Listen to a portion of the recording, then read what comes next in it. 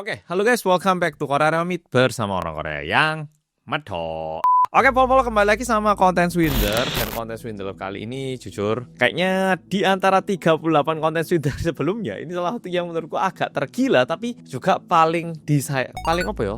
Denger lo lah, nanti pasti kayak ikutan agak bingung juga apakah ini orang salah atau bener. Ya salahnya salah, benernya bener gitu. Oke, jadi langsung kita mulai. Oke, untuk memahami konten kali ini kita perlu menghafal dua nama saja. Sebenarnya satu orang tapi yo ada pacarnya, jadi pacarnya juga perlu kita hafalkan. Nah, si laki-laki ini bernama Jongsu, sedangkan si perempuan ini bernama Mina. Nah, awalnya Mina sama Jongsu mereka ini ketemu di gereja. Oke, by the way ini cerita sebatas cerita, bukan masalah agama orang yang beragama ini kayak gini, bukan kayak gitu. Oke, jadi mohon didengarkan ceritanya dan diambil intisarinya aja. Nah, mereka berdua ini ketemu di gereja. Nah, kenapa mereka bisa ketemu? Karena waktu itu Jongsu itu lagi doa, lagi kayak bener serius doa. Terlihat kayak ada satu cahaya gitu dari sebelah kanan sana. Nah, ada satu cewek berdoanya itu bener kayak sangat giat gitu loh, kayak menjiwai banget. Nah, karena doanya itu begitu serius, Jongsu ini ngerasa wah ini cewek kok kayak bersinar gitu, kayak cakep gitu. Sambil doa, Jongsu ini mulai agak nggak fokus, mulai agak ngintip-ngintip ini cewek siapa sih gitu. Nah, kebetulan si ceweknya ini noleh. Nah, ternyata mukanya lebih bersinar lagi. Nah, di situ Jongsu jadi mulai suka sehingga dia mulai kenalan dengan cewek ini. Dan cewek ini bernama Mina. Nah, itu awal mulanya Jongsu sama Mina mulai kenal. Nah, setelah kenalan, gak lama setelah itu mereka mulai pacaran. Dan Jongsu ini makin jatuh cinta sama Mina. Karena sebenarnya Mina itu lebih tua daripada Jongsu. Dan Mina itu bener kayak cinta banget sama Jongsu. Misalnya Jongsu lagi sibuk ngapain, dimasakin makanan yang sehat, nggak cuma enak tapi juga sehat. Terus giliran pergi makan keluar kemana, Mina yang tahu kalau dia lebih punya banyak uang karena dia lebih berusia dibandingkan Jongsu, dia juga nawarin untuk belikan makanan ataupun bayar makanan. Jadi pacarannya itu nggak sebatas saling suka dan juga menghabiskan waktu bersama, tapi Jongsu ini ngerasa bener dia ini dipahami, dicintai, dan juga kasih sayang dari cewek yang bernama Mina ini beda banget. Nah, masalahnya setelah 1 tahun pacaran, Jongsu ini mulai ngerasa Mina agak berubah dalam artian dulunya itu kayak setiap hari bisa dihubungi, sekarang itu masih bisa dihubungi, tapi kalau diajak ketemuan Minanya agak lebih sibuk. Kalau ketemuan masih oke, tapi agak lebih susah untuk dihubungi dibandingkan sebelum-sebelumnya. Nah, sehingga Jongsu ini mulai jadi agak khawatir, takutnya kehilangan cewek bernama Mina ini. Nah, untuk memastikan lebih lanjut lagi kenapa Mina ini tidak bisa dihubungi dan kenapa Mina berubah, Jongsu memutuskan untuk minta tolong ke detektif swasta. Nah, aku pasti yakin Pol pasti detektif swasta lagi nih, pasti menarik. Ya, yang kali ini menarik banget. Nah, Jongsu langsung pergi ke kantor detektif swasta, minta tolong untuk dicari tahu. Ini pacar saya Mina gini, diceritakan semuanya gimana mereka ketemu, terus biasanya pacaran di mana, rumahnya daerah mana. Nah, yang menarik, Jongsu ini meskipun udah pacaran selama 1 tahun sama Mina, Jongsu itu nggak tahu alamat tepatnya Mina. Jadi ngertinya kayak pacar kamu tinggal di mana? Oh, daerah misalnya daerah Kebenjero mana, perumahan ini. Nah, Jongsu itu nggak tahu alamat tepatnya, kayak jalan apa, nomor berapa itu nggak tahu. Jadi taunya ya tinggal daerah situ dan sebatas itu. Pokoknya setelah Jongsu menceritakan semua ini kepada detektif swasta mengiyakan untuk melakukan pekerjaan ini, alias ya bantu Jongsu untuk mencari tahu kenapa ceweknya alias pacarnya ini susah untuk dihubungi. Karena detektif swasta ini nggak tahu alamat tepatnya Mina, akhirnya mereka mulai menunggu di daerah-daerah yang katanya sering dilewati sama Mina berdasarkan Jongsu. Nah, ditunggu dan untungnya tidak lama setelah itu mereka berhasil mengetahui alamat ataupun tempat tinggalnya cewek bernama Mina ini. Dan setelah itu mereka mulai mengikuti gerak-gerik cewek yang bernama Mina ini. Nah, yang menarik, setelah diikutin selama 1 minggu, detektif swasta jadi tahu banyak hal tentang cewek ini. Nah, informasi yang mereka dapatkan setelah mengikuti Mina ini diberitahu kepada Jongsu. Nah, ini yang disampaikan sama detektif swastanya. Mas Jongsu, silakan duduk. Kita udah ngikuti Mbak Mina selama 1 minggu dan lumayan banyak hal-hal yang kita lihat dan ini mau kita sampaikan kepada Mas Jongsu. Nah, Jongsu udah gak sabar. Ya, gimana Pak? Cepet. Jadi kita udah ngikutin dari keseharian, dari aktivitasnya. Yang menarik, Mbak Mina ini ternyata punya cowok lain. Dan cowoknya ini ya cowok biasa yang kerja di kantoran dan usianya sama Mbak Mina. Nah, Jongsu yang dengarkan itu langsung marah. berarti saya diduakan. Detektif swasta bilang, oh enggak mas, enggak. Sampean enggak diduakan. Lebih tepatnya, sampean salah satunya mas. Dah, maksudnya gimana? Setelah kita ikutin, Mbak Mina ini punya pacar 4 orang. Bingung Mas Jongsu. Hah? Maksudnya punya 4 orang? Gimana maksudnya? Tadi kan katanya ada 1 orang itu. Lah terus, saya termasuk atau gimana ini mas? Nah jadi Mas Jongsu, setelah kita ikutin gerak-geriknya Mbak Mina ini punya 4 pacar di luar Mas Jongsu. Ada yang pelajar, ada yang kerja kantoran, ada juga yang pebisnis, ada juga yang agak lebih tua. Nah, dengarkan itu, Mas Jongsu langsung marah. Oke, mungkin Pak detektifnya salah lihat mungkin Pak. Nggak mungkin Mina kayak gitu. Orang saya ketemunya loh di gereja. Dia itu orangnya itu loh sangat rohani. Terus orangnya baik banget. Nggak mungkin mas, ini mungkin salah ini. Sama detektifnya ditunjukkan fotonya. Dan di fotonya itu terlihat jelas Mina menggandeng 4 cowok yang berbeda. Jongsu bingung. Tiba-tiba Jongsu bantah lagi. Tapi Pak, saya yakin mungkin 4 cowok ini bukan pacarnya Pak. Saya itu loh dikenalkan sama papanya. Hubungan saya sama Mina itu seserius itu. Beda sama cowok-cowok ini. Ya kan? Beda ini. Ini mungkin enggak salah lihat ini. Enggak mungkin ini pacarnya. Nah Jongsu itu kayak enggak mau percaya kalau Mina punya 4 selingkuhan. Di situ detektif swastanya jawab kayak gini. Kami paham apa yang dimaksudkan Mas Jongsu. Kami paham karena Mas Jongsu juga pernah dikenalkan kepada papanya Mbak Mina juga. Saya yakin Mas Jongsu merasa beda. Tapi satu hal yang bisa kami sampaikan adalah yang dikenalkan kepada papanya Mbak Mina itu nggak cuma Mas Jongsu. Mereka berempat semuanya juga dikenalkan kepada papanya Mina. Menarik ya toh, karena kalau misalnya punya selingkuhan ataupun punya pacar lebih dari 1, tapi ini dikenalkan kepada orang tuanya kan ya nggak lazim ya toh. Misalnya si A pacaran sama si B, serius, lalu dikenalkan kepada papanya. Oke, tapi besoknya bawa cowok lagi, Pak ini pacarku. Besoknya bawa lagi cowok lain, C ini pacarku. Kan ya papanya juga tentunya bilang, loh nak kamu kok punya pacar banyak, gimana sih nak? Kamu ini enggak karu-karuan ya kan, pasti papanya sendiri membimbing anaknya ya toh. Mana mungkin seorang ayah membiarkan putrinya berpacaran dengan kayak 5 orang, enggak masuk akal ya toh. Nah tapi itu yang disampaikan sama detektif swasta kepada Mas Jongsu. Nah Jongsu yang enggak percaya sama hal itu tanya, loh tapi Pak detektif kan ini enggak mungkin. Masa papanya juga membiarkan anaknya sendiri untuk pacaran sama 4 orang, 5 orang kayak gini? Kan aneh itu. Nah di sini detektifnya bilang, sebenarnya kita juga merasa agak curiga.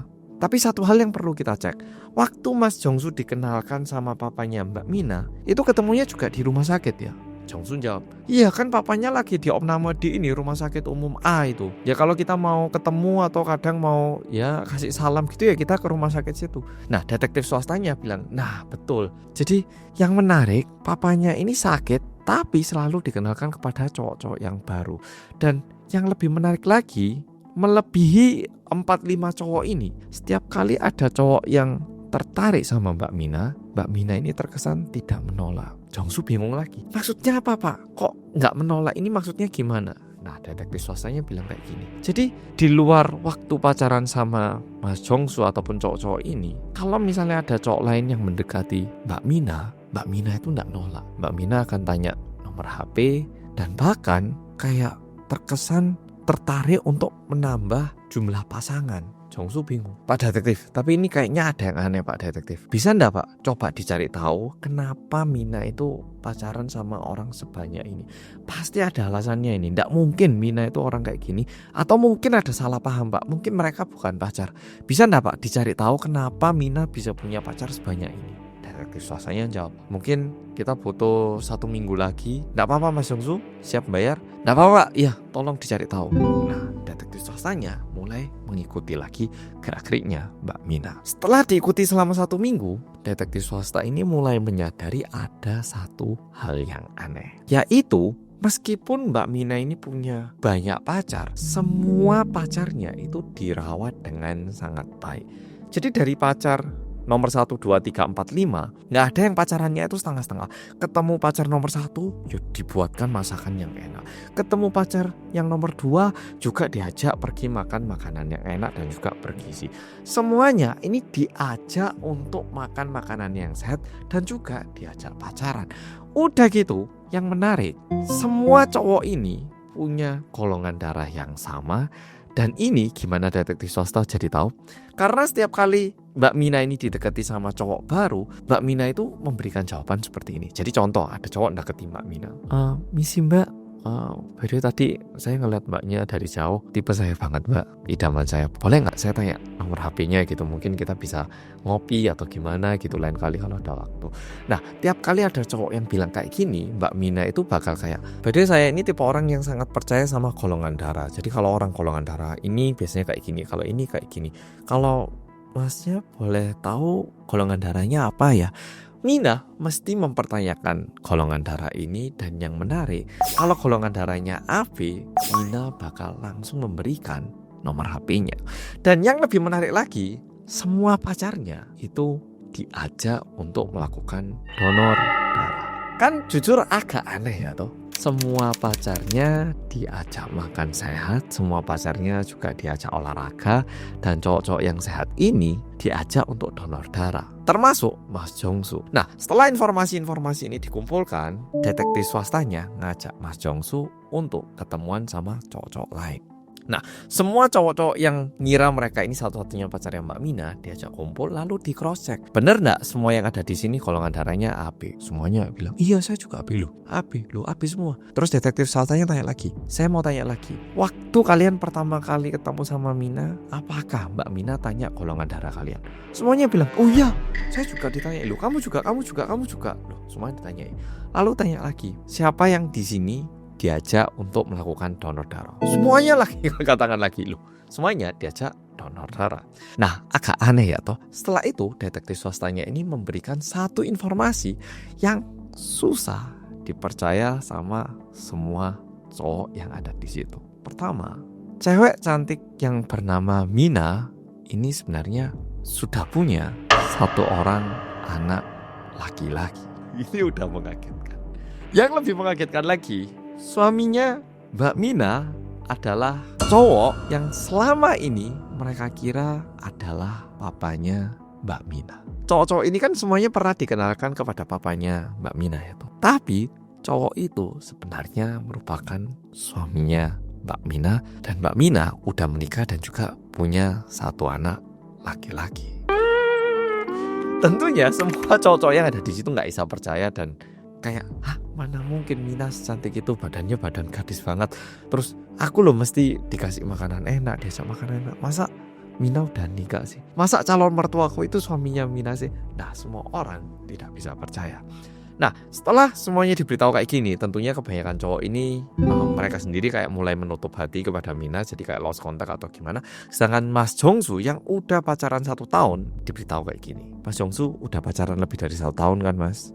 Dan Mas Jongsu bilang setelah 1 tahun kayak sekarang agak jarang dihubungi. Sebenarnya yang lebih tepat itu bukan 1 tahun mas, tapi tahun ini Mas Jongsu sudah full donor darahnya. Jadi contoh ya, kayak donor darah di Korea itu maksimal bisa melakukan 5 kali setiap 2 bulan. Jadi sebenarnya dalam 1 tahun bisa 6 kali, atau kalau misalnya dilihat kurun waktu karena Januari, Maret kayak gini. Tapi maksimalnya itu 5 kali. Nah sama, Jongsu ini udah melakukan donor darah dalam jumlah yang maksimal di tahun itu, sehingga bisa dibilang Mbak Mina ini udah nggak ada alasan lagi untuk ketemu Jongsu.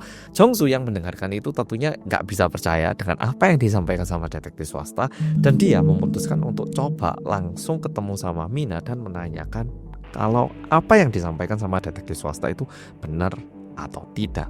Nah, singkat cerita, akhirnya Jongsu ini beneran datangi Mina dan tanya apakah informasi yang dia dapatkan ini benar atau enggak. Dan di situ Mina langsung berlutut dan minta maaf, dan bahkan bilang, toh kamu udah tahu semua ini, boleh nggak kamu donor darah 1 kali lagi. Tentu Mina terkesan kayak cewek yang gila, tapi sebenarnya cewek yang bernama Mina ini udah menikah dan punya anak, dan hidup mereka yo baik-baik aja. Mereka yo keluarga yang bahagia dan juga yo nggak ada masalah gitu. Suatu hari suaminya yang masih muda itu terkena leukemia. Untuk sembuh dari leukemia, mereka itu butuh donor organ. Jadi kayak butuh seseorang yang bisa mendonorkan organ dalam kepada suaminya gitu. Tapi sebelum mendapatkan organ yang baru, suaminya ini akan membutuhkan darah yang baru setiap kayak 2 minggu atau 3 minggu atau bahkan setiap minggunya. Karena bagian dari tubuhnya itu ada yang nggak berfungsi sehingga darahnya itu bakal menjadi kotor. Nah, awalnya sebagai istri, Mina ini pingin melakukan donor darah untuk suaminya. Tapi yang mengagetkan adalah jenis darah AB ini merupakan salah satu jenis darah yang paling sering habis. Jadi aku nggak tahu kalau di Indonesia sama atau enggak, tapi kayak di Korea biasanya golongan darah yang paling banyak di tempat donor darah itu A, dan yang paling dikit itu biasanya AB. Sehingga di rumah sakit pun golongan darah AB itu biasanya agak minim stok gitu. Dan mendengarkan itu tentunya Mina sangat ingin mendonorkan darahnya untuk ataupun kepada suaminya. Tapi perawatnya bilang kalau cewek yang pernah melahirkan itu tidak boleh melakukan donor darah. Nah, donor darah yang dimaksud di sini itu bukan donor darah kayak total, tapi di Korea itu mungkin di Indonesia juga ada, tapi aku nggak terlalu sering melakukan donor darah di Indonesia, jadi aku nggak yakin. Di donor darah di Korea itu ada yang donor darah, namanya donor darah trombosit yo. Waktu kita kena demam berdarah biasanya trombositnya turun. Jadi di Korea ada donor darah yang ditusuk jarumnya, nah darahnya ini bakal keluar ke mesin, lalu trombositnya saja yang diambil, sisanya dikembalikan lagi ke tubuh kita biar tubuh kita itu nggak terlalu ngedrop. Jadi kayak benar-benar cuman bagian yang dibutuhkan yang diambil. Dan kalau kita donor trombosit itu biasanya bisa kayak setiap 2 minggu, jadi benar-benar bisa sering gitu. Nah, masalahnya karena Mina ini nggak bisa tapi suaminya membutuhkan darah, tentunya awalnya Mina ini juga minta tolong ke orang-orang sekitar, tapi nggak banyak orang yang mau membantu. Dan di situ Mina yang udah sangat deg-degan dan sangat takut kehilangan suaminya, Mina melihat satu kejadian, yaitu pasien lain yang ada di satu kamar. Ya, jadi pasien yang ada di sebelah suaminya ini suatu hari kayak pulang gitu, kayak udah nggak ada di ruangan itu gitu. Nah, Mina tanya ke perawatnya, loh, suster, pasien yang sebelah kita udah sembuh ya, udah pulang. Nah, perawatnya jawab kayak gini, oh pasien yang itu ya, pasiennya meninggal bu kemarin. Nah, dengarkan itu, Mina itu benar bisa merasakan kalau misalnya suaminya nggak mendapatkan donor darah di saat suaminya butuh darah, takutnya suaminya meninggal. Kalau misalnya Mina harus kehilangan suaminya, mungkin ini tidak terlalu berat untuk Mina. Tapi Mina nggak mau anaknya itu menjadi anak yang tidak punya ayah. Apalagi anaknya ini baru berusia 5 tahun. Dan di saat Mina kebingungan dia harus gimana, muncullah cowok-cowok yang tertarik sama Mina. Dan di situ Mina coba melakukan strategi ini. Dia coba pacaran, coba diajak kenalan kepada suaminya, dan ngajak cowok-cowok ini melakukan donor darah. Dan awalnya suaminya pun tidak menyetujui hal ini. Tapi Mina terus bilang, aku gak mau kehilangan kamu, aku gak bisa nyerah, aku gak mau sampai kamu meninggal. Kalau kamu benar-benar cinta sama aku, kamu harus bertahan, oke? Aku akan melakukan apapun demi nyelamatin kamu. Jadi bisa dibilang ini merupakan cara yang gak etis, tapi daripada kehilangan suami, Mina memutuskan untuk membohongi orang-orang ini demi darah yang dibutuhkan sama suaminya. Dan kalau pacarnya cuma satu terus putus, gak ada lagi orang yang bakal mendonorkan darah ya. Nah, di situ sebagai antisipasi atau penjaga-jaga, Mina mulai pacaran dengan lebih dari satu orang dan mulai menggunakan cowok-cowok ini untuk mendonorkan darah mereka. Dan untuk mendapatkan darah yang sehat, tentunya Mina menjaga kesehatan cowok-cowok ini. Diajak olahraga, diajak makan makanan yang bergizi. Dan setelah mendengarkan itu, Jongsu yang awalnya nggak percaya kalau Mina ini beneran udah nikah dan punya anak, jadi tahu kalau Mina beneran punya anak dan sudah menikah. Dan setelah mendengarkan itu, tentunya Jongsu nggak berusaha untuk merebut Mina dari suaminya atau gimana. Dan yang dilakukan Jongsu adalah menuntut Mina. Tapi setelah nuntut dan juga udah melaporkan hal ini ke polisi, Jongsu pun merasa kayak nggak nyaman gitu, karena apa yang dilakukan sama Mina tentunya merupakan suatu hal yang nggak benar. Tapi paham maksudku kan ya, kayak agak ada kasihannya gitu. Sehingga setelah ini dilaporkan ke polisi dan dituntut, tapi karena merasa nggak nyaman, Jongsu pun memutuskan untuk membatalkan tuntutannya dan memutuskan untuk membiarkan. Dan untuk Mbak Mina, kita nggak tahu bagaimana kelanjutannya. Ini kasus yang menurutku memang sangat jahat dan juga sangat menyalahi. Tapi di satu sisi, kalau misalnya itu satu-satunya cara untuk menyelamatkan orang yang kita cintai, gimana lagi? Dan Tentunya suaminya Mbak Mina juga tahu kalau ini salah, dan di tengah-tengah perjalanan itu suaminya pun juga pernah bilang, kayaknya ini nggak benar deh, yuk kita berhenti. Tapi Mina selalu bilang kalau dia nggak bisa membayangkan hidupnya tanpa suaminya, apalagi anaknya yang bakal kehilangan ayahnya. Jadi sebagai seorang ayah dan juga suami, dia pun tidak ingin meninggalkan istri ataupun anaknya kayak gitu aja, sehingga meskipun merasa bersalah, suaminya pun jadi ikutan untuk acting berpura-pura menjadi ayah dari istrinya sendiri. Ini cerita yang agak berat dan memang salah, tapi bingung. Kalau menurut Volvo gimana? Dengarkan ini, Mbak Mina memang salah, tapi gimana sih? Coba tuliskan di komen gimana pendapat Volvo tentang cerita ini.